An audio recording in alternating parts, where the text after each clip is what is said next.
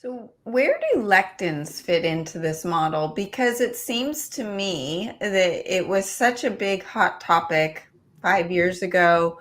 But in my family, we're okay eating lectins, and most of my clients, they are. Why does it seem like lectins are okay where sulfur and oxalates aren't? Not all lectins are created equal. So when you have a chickpea that has high levels of molybdenum, which is a mineral that's very protective against sulfur, that's going to be okay.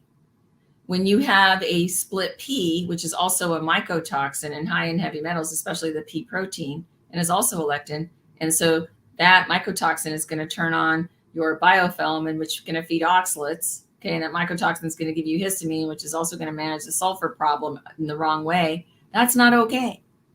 So, and even within the sulfur and the oxalate categories, if you have a very big need for nitric oxide, beets are nitric oxide rich. They are an oxalate. This is where I call the hierarchy of needs. And the Cochrane method gets you to your hierarchy of needs. So if your need for nitric oxide is so big, then that beet juice or that beet salad is going to be okay because it's giving you something else you need more, as long as you're not also overburdening the system with almonds, which is super high in oxalates, or spinach, which is super high in oxalate, or berries that have high oxalate. So it's like, let's do a dance.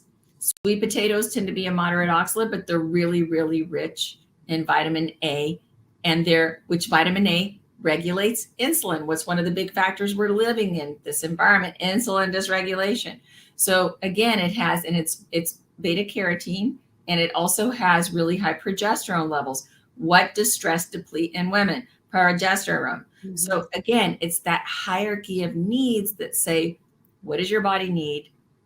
Generally overarching, staying away for those big guns, but I can still lean into my beets. I can lean into my sweet potatoes.